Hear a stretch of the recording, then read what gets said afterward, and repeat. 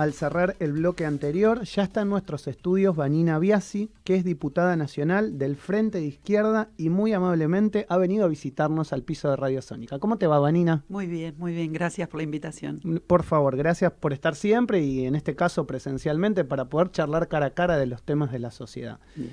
Bueno, en el día de ayer se conmemoró un nuevo día de todos los trabajadores. ¿Cómo ves la marcha que se realizó por parte de la izquierda primero en Plaza de Mayo? Realmente multitudinaria, mucha gente, te lo decía fuera del aire, se veía en redes sociales. Contame un poco qué es lo que sentiste en ese momento y qué decía la gente. Bien, me parece, primero es para nosotros un tema muy sensible y muy importante, realmente.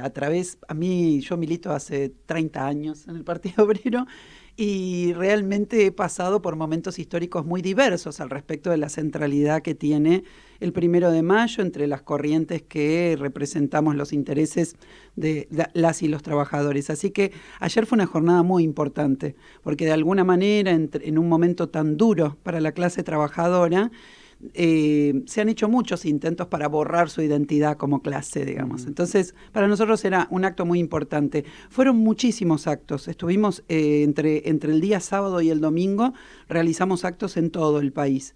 Y desde La Quiaca hasta Ushuaia, realmente, y esto con una representación muy importante de sectores de trabajadores, masivamente desocupados o trabajadores totalmente precarizados, que es la conformación de la plaza de ayer, obviamente tenía esa característica también, pero en todo el país, por ejemplo, ayer estuvimos con trabajadores de Garbarino que fueron despedidos durante la pandemia, una empresa que dejó en la calle a más de 4.000 trabajadores en todo el país.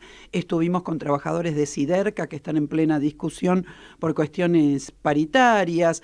Trabajadores, uno de los oradores fue quien dirige, el secretario general del Sindicato Único de los Trabajadores del Neumático. Me parece que fue una plaza muy representativa del conjunto de los trabajadores y los padecimientos que tenemos los trabajadores. Y en todo el país tuvo esas características. Y tuvo un contraste fuerte con la movilización oficialista, digamos. Yo veía en las redes sociales a algunos integrantes de esa movilización ofendidos porque algunos medios decían que hicieron esa movilización para reclamar un ministerio propio. Y la verdad que hicieron esa movilización para reclamar un ministerio propio, lo lamento en el alma por aquellos que se ofendieron por eso, porque lo que sabíamos que eran rumores de que estaban a punto de darle un ministerio a un sector, particularmente al movimiento Evita, etcétera, se manifestó a través de la forma de una proclama, digamos, que fue parte de la intervención de ayer, de la UTEP y diferentes organizaciones. Y ahí vemos que estamos en las antípodas de planteos como ese. Desde la Plaza Eduardo Belibón y desde la Plaza de Mayo llamó a las bases de esa movilización a romper con el gobierno, que es lo único que podemos realmente, en primer lugar, proponerle a toda esa gente que se manifestó. Ahí te hago una pequeña incisión. Cuando vos escuchabas los discursos de los oficialistas, uno no entendía cómo estaban dentro del gobierno, porque marcaban ciertas realidades que todos vivimos. Ahora, ¿cómo haces para pelear estando dentro del gobierno, mantenerte dentro del gobierno y ser tan crítico de la boca para afuera, ¿no? Es que es esto que te marcaba, se usa la crítica para hacer carrerismo. Entonces se está usando a miles de personas para decirte, mirá la capacidad de movilización que tenemos, te tenemos apretado, este es un tema central, te estás volviendo loco con las movilizaciones de los sectores independientes que no paran porque no tienen compromisos con el gobierno, etcétera. Acá estamos nosotros, queremos un ministerio. Quiero decir, porque la consecuencia, esto ya lo vivimos durante 2 años, las consecuencias de las habladurías críticas de parte de quienes dirigen la UTEP, quienes dirigen el Evita o quienes dirigen Barrios de Pie o la CCC, se traducen, digamos, en arrancar más posiciones al interior del Estado para unos pocos, no para las mayorías. Allí no hubo una voz que planteara como plantean las movilizaciones de los espacios que son independientes del gobierno dentro de los desocupados. Ayer no hubo una voz que planteara la universalización de los planes sociales para evitar que los punteros sigan manejando ese terreno. Esa voz solamente se le escucha a Eduardo Beliboni y a los compañeros de la unidad piquetera. Ayer no hubo un planteo diciendo, ¿saben qué? Nosotros nos incorporamos a la CGT, pero ahora queremos el pase a convenio de los trabajadores. No, Ayer hubo un planteo precarizador del trabajo con palabras bonitas. Bueno, ahí te tengo que preguntar, ¿por qué la CGT no ha hecho un acto como lo hace históricamente? Se la ve muy tranquila frente a los reclamos de los trabajadores, inclusive de los trabajadores que sí están con convenios, donde en todos los sectores vemos que la plata no alcanza, lisa y llanamente, que todo el tiempo perdemos poder adquisitivo, perdemos poder de compra, en todas las familias nos pasa. ¿Qué ves en la CGT? Mira, en primer lugar, un dato de esto que marcás que es central. En la Argentina hay un índice de pobreza que contrasta con el índice de desocupación. Claro. Y esto se debe a que los salarios, como vos estás marcando, claro, de los que están conveniados, están por debajo de la línea de pobreza fuertemente, digamos. O sea, estás empleado, para que la gente lo entienda, vos estás empleado, no tenés un índice de desocupación de un 15%, es un 7 y pico, pero no llegas a Pero no se llega porque el promedio salarial es de la mitad de lo que dice que es la canasta básica en la Argentina. Y ahí lo que tenemos son grandes rubros que tiran el salario a la baja fuertemente. Acaba de cerrar el de comercio con una presentación, digamos, de la paritaria de comercio un poquito fantasiosa al respecto de las cifras, no importa, quiero decir, comercio, rurales, vestimenta, trabajadoras de casas particulares. Estamos hablando de un rubro que contiene a más de 4 o 5 millones de personas y que en los cuales todos los salarios están por debajo de la línea de indigencia. En el caso de los rurales, en el caso de las trabajadoras de casas particulares, los salarios están por debajo de la línea rurales, de digamos, estás en un rubro y en un sector donde generalmente uno entiende que es el que está movilizando a la Argentina con el ingreso de dólares. Exacto, y cuando se alzan las voces patronales para decir dejen de pagar planes sociales porque no vienen a trabajar no sé quiénes, digamos, del parte del gobierno no aparece un reclamo de decir, disculpen, dupliquen por lo menos los salarios que están pagando, porque ustedes son un sector beneficiado fuertemente por las exportaciones, por la realidad mundial, etcétera, y ello. Sin embargo, esta voz nunca aparece. Entonces, lo que hay, vos señalaste muy bien, la CGT defeccionó nuevamente de una jornada que debiera ser impulsada centralmente por la CGT, no lo hace, porque cada vez más ese confederal está conformado por un grupo de personas que son los representantes de los intereses patronales y no los intereses de los trabajadores. Han tratado de sortear sus posiciones dentro de los gremios, de alguna manera, digamos, aprovechando un momento en el cual los trabajadores ocupados vemos hacia afuera y decimos lo mal que están los desocupados, etcétera. Entonces hay cierto quietismo, han logrado contener la situación desde 2017 hasta ahora, pero no sé cuánto más lo van a lograr. Sabés bien, ¿no?, que en relación a la CGT le está pidiendo al gobierno una cantidad X de dinero, ahora se me fue, pero lo hemos comentado hace algunas semanas, por el tema de las obras sociales. Y que el gobierno obviamente estaría dispuesto a tratar de llegar a un arreglo con la CGT. Tal vez la tranquilidad pasa por ahí, tratar de cerrar un acuerdo y después se verá. Mira, observen cuáles son las negociaciones de la CGT de los últimos 10 años y todos han pasado por el tema del juego de extorsiones entre sí con el tema de la plata de las obras sociales. Te portás bien, te tiro más plata para cubrir el déficit que tienen las obras sociales. Te portás más o menos, te retraigo eso.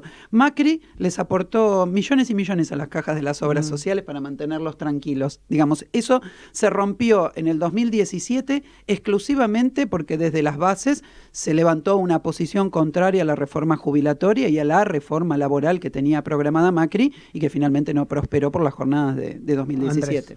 Con respecto a esto que venimos hablando de los planes sociales y la falta de trabajo, pasaron varios gobiernos y la cuestión sigue igual. Desde la izquierda, ¿qué propuesta tienen para afrontar toda esta desigualdad entre trabajadores, personas que tienen trabajo, mejor dicho, y los que no? Mira, vos señalás algo que es recontra importante, que lo hagamos bien consciente, digamos, entre la clase trabajadora de nuestro país. A mediados de la década del 90, con un comienzo de lo que fueron, digamos, con el proceso de privatizaciones, que se produce un fuerte impacto, digamos, en la desocupación en el país, se forman las primeras organizaciones de desocupados en nuestro país. Desde el año 96, Mosconi, lo que fueron las grandes gestas de aquel entonces por el cierre de YPF y una cantidad de empresas hasta hoy, ningún gobierno solucionó el problema del trabajo genuino en la Argentina. Más bien lo que ha ocurrido es que se adaptaron digamos, las variables con las cuales el Estado analiza la situación de la población para adaptarse a una precarización laboral cada vez más creciente. Entonces van a tener que, decimos, hay pocos desocupados, pero al mismo tiempo hay una medición de lo que es la desocupación. Claro, que no es real. Hay que observar, claro. No es real. Digamos, con un par de horas semanales de trabajo, digamos, ya participás, digamos, del universo de subocupados en este país. Entonces, bueno, es un tema para tener en cuenta. Entonces, esto que vos marcás, para la izquierda es una preocupación, por lo menos para el Partido Obrero, que hace más de 22 años ha conformado una organización de desocupados en este país y ha militado esta causa durante tantos años, es clave. Nosotros hemos presentado frente al gobierno planes muy concretos para poder tener trabajo genuino con gente bajo convenio, que tienen que ver con una cantidad de iniciativas que desde los gobiernos, no desde un solo gobierno, se tienen que tomar para cubrir necesidades básicas de la población. Podríamos armar de manera virtuosa, digamos, una colocación de una cantidad de fuerza de trabajo en el mercado laboral a partir de que se decida entre empresas y el Estado resolver temas claves, por ejemplo, como el habitacional en la Argentina, que tiene a casi 4 millones de personas sin resolución. No solamente eso, se ha hablado de las tareas de cuidados en este país. Por ejemplo, a través de la obra pública y privada también, podríamos armar una serie de iniciativas que tienen que ver con los jardines maternales, que tienen que ver con escuelas, colegios que se necesitan. Esa iniciativa se la llevó la unidad piquetera a los diferentes ministros que han pasado por desarrollo social, a todas las reuniones. Esa fue absolutamente dejada de lado. En otros casos y en ciertos rubros puede haber un reparto de las horas de trabajo sin afectar el salario. Uh-huh. Es una iniciativa que se está discutiendo a nivel mundial, no solamente lo decimos acá. Por supuesto que la Argentina tiene menos condiciones de llevar adelante esa realidad que, por ejemplo, Francia o que otros países más desarrollados. Pero esto es importante. En tercer lugar, nos están hablando todos por la desesperación que tienen para pagarle al fondo de iniciativas económicas para que ingresen dólares al país. Sin embargo, nadie nos habla de iniciativas que realmente industrialicen al país. Entonces, las iniciativas que toma Culfa son llevarse el litio de este país, llevarse salmones producidos en salmoneras de acá, llevarse el petróleo y el gas de este país, pero ninguno plantea poner una fábrica de baterías para que se use el litio acá y haya valor agregado en la Argentina. ¿Me entienden? Quiero decir, nadie plantea realmente, y estoy hablando ya no de un programa socialista y revolucionario, sino que estoy hablando de algo que el nacionalismo, etcétera, diferentes gobiernos capitalistas durante la historia, en diferentes etapas han aplicado. No hay ningún plan de desarrollo de trabajo. Entonces, el nuestro tiene esas tres patas. O sea, la obra pública, el problema de crear valor agregado en la Argentina y el problema de, generar una fuerza de trabajo a partir de producir cosas que a la propia clase trabajadora argentina les sirvan. Por último, es fundamental nacionalizar el comercio exterior. Uh-huh. Y nacionalizar la banca. Y esto que parece también una locura, ¿cómo vas a plantear esto? Bueno, la locura es que en este país dirijan el comercio exterior 6 grandes empresas. O sea, vos no podés manejar tu moneda si el comercio exterior te lo maneja 6 grandes empresas. La locura es que yo pida la nacionalización o la locura es que 6 grandes empresas dirijan los puertos que son todos privados en este país, las grandes cuencas donde ingresan, digamos, las importaciones, etcétera, y que no podamos manejar nuestra economía porque vamos a ser extorsionados siempre por los pools de siembra. No, y además también ahí hay un dato que a veces se habla, ¿viste cómo es en la prensa? Se hablan en algunos días o algunos meses de determinado tema y después se borran. Pero lo que pasa muchas veces en esos puertos es que no necesariamente lo que entra y lo que sale es lo que se declara. Pero y entonces después ahí tenés, digamos, un gran agujero negro que también desfinancia al Estado. ¿Qué te parece? Por supuesto, estamos hablando de un país ¿Viste que tangencialmente se habla de eso? Totalmente. Che, ¿cuánto se declara? ¿Cómo es? Las hojas se venden negro. Me acuerdo que en algún momento decían de la cantidad de barcos que se iban...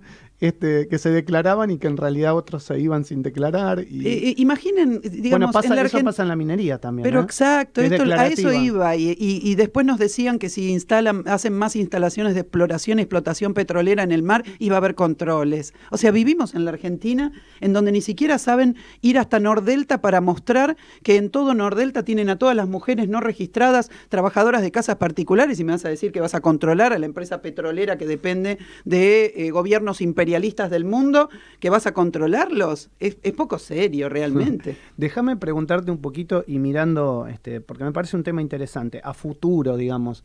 Hay datos que ayer salieron en varios medios relacionados con los empleos a crearse a nivel mundial y que muchos de esos empleos no están ni siquiera previstos hoy. Muchos tienen que ver con la tecnología, con los celulares, con el desarrollo. ¿Cómo ves a la Argentina insertada en ese contexto mundial, en ese contexto internacional? Y si ves a los referentes políticos, sindicales, empresariales, digamos, a tono de lo que se nos viene en el mundo. Mira, primero lo siguiente, efectivamente, obviamente vivimos en un mundo muy cambiante que ha generado y va a seguir generando una fuerza de trabajo que se tiene que ir diversificando, etcétera. Eso sin lugar a dudas. Ahora, la crisis capitalista mundial que existe en términos, digamos, de lo que el capitalismo se disputa en el mercado internacional, hace que países, lo que llamábamos los países emergentes, los países en desarrollo, etcétera, que bueno, ya casi es un eufemismo raro, ¿no? Uno permanece en desarrollo durante no sé cuánto tiempo, y decir, ¿cuándo voy a llegar, ¿no? A la meta? Y esa meta está cada vez más lejos, a esto quiero referir, porque de alguna manera esa crisis lo que lleva es que en ya tuvimos experiencias, digamos, de este tipo. La Argentina, si sigue por este rumbo económico de ausencia absoluta de una soberanía económica y social, etcétera, va a terminar como son las grandes plataformas que ya conocemos de la que es llamada la industria del conocimiento y compañía. O sea, las grandes plataformas que han sido instaladas en China, en la India, etcétera, y que para lo único que se utilizan, digamos, es para tener una mano de obra, a veces incluso calificada, pero absolutamente, digamos, mal paga, etcétera, porque en definitiva los dueños del mundo están buscando ubicarse a nivel internacional en ese mercado. En la Argentina hay empresas como Accenture. Accenture es una empresa muy grande que maneja el software de, bueno, grandes iniciativas, no solamente nacionales mundial, e internacionales. Bueno, vayan a ver lo que hizo. Durante la pandemia, Accenture cerró sus principales edificios, pasó al home office, se ahorró un montón de dinero en refrigerios y compañías que ese convenio tenía durante toda la pandemia. El Estado ni apareció para decirle, señor, usted está triplicando o cuadruplicando sus ganancias bajo pandemia, por favor, pague lo que tiene que pagar. Los salarios de inicio de tareas de programadores en sistemas, etcétera, están en 70.000 pesos por debajo de la línea de pobreza.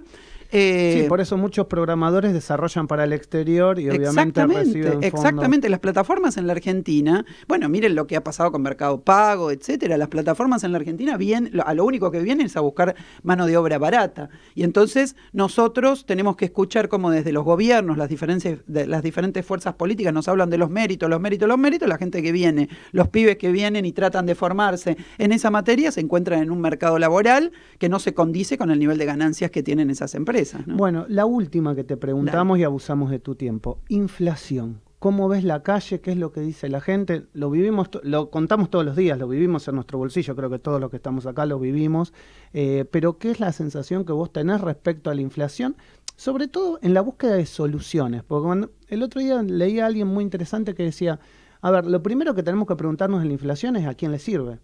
Porque si todos los años tenemos mayor número de inflación y nadie la puede controlar, indudablemente a alguien le debe servir. Exacto.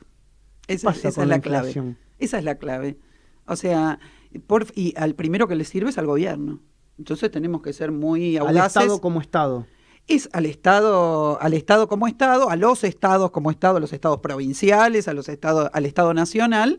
Pero como los focos están puestos sobre el gobierno nacional, que es el que se supone que tiene que resolver con un plan económico, etcétera, bla, bla, esta realidad, es importante marcar que al primero que le sirve es a un gobierno que se endeuda en pesos, a un gobierno que de esa manera a un gobierno que respondiendo a los intereses patronales liquida, digamos, nuestro poder adquisitivo, y en esa liquidación del poder adquisitivo lo que hace es traspasar una parte de la torta para los sectores patronales. A lo mejor lo que la gente no entiende es que como puede emitir en peso, van licuando de alguna manera las propias gastos que tiene el Estado, exacto, además de los salarios y las jubilaciones, por ejemplo. Mientras pensemos que la inflación es una fatalidad que por algún motivo no podemos nosotros y 3 gobiernos más del mundo no podemos combatir, el gobierno, a través de eso que no aparece, digamos, adjudicándosele a algún espacio en particular, porque el macrismo tuvo su inflación importante, el Frente de Todos también, mientras ellos van licuando deudas, van destruyendo el poder adquisitivo. Nosotros midamos los salarios en términos en dólares y vamos a ver lo que nos ha impactado esta inflación en los últimos 15 años. Entonces han pulverizado los salarios, o sea que hay gente muy contenta con la inflación. Esto tiene que ser muy importante. Y como es un método indirecto, o sea, no es que vengo y te bajo los salarios, sino que te los pulverizo a través de la inflación, es un recurso político importantísimo. Entonces se está usando, hasta que dé, lo van a seguir usando. ¿Qué siento yo? Yo aparte soy trabajadora de la Universidad de Buenos Aires, soy trabajadora no docente de la UBA y soy delegada de mi lugar de trabajo. Lo que sentimos es cómo se pulveriza nuestro salario permanentemente. Creo que esto toda la clase trabajadora lo siente el impacto, y lo que está ocurriendo hoy es que estamos en un momento de, si se quiere, digamos, de transición, en donde por un lado se ven las grandes manifestaciones de los más pobres, etcétera, eso ejerce una presión sobre los sectores ocupados, y la burocracia sindical que se dedica a tratar de poner paños fríos en vez de arrancar la parte de la torta, vamos a decir, que nos correspondería. Es un momento muy, digamos, hay una caldera que se está llenando de vapor. Presión, exactamente, sí. Y bueno, tenemos que medir eso en términos de que salga, digamos, de que la clase trabajadora pueda organizarse para reclamar lo que le corresponde, que son paritarias por encima del nivel inflacionario que está habiendo. Ese es un punto importantísimo. Si la clase obrera puede arrancar eso, van a empezar a pensar cómo resuelven el tema inflacionario. Vanina, gracias por venir a la mañana del arranque. Gracias a ustedes. Vanina Biasi, diputada nacional del Frente de Izquierda en la mañana de Radio Sónica.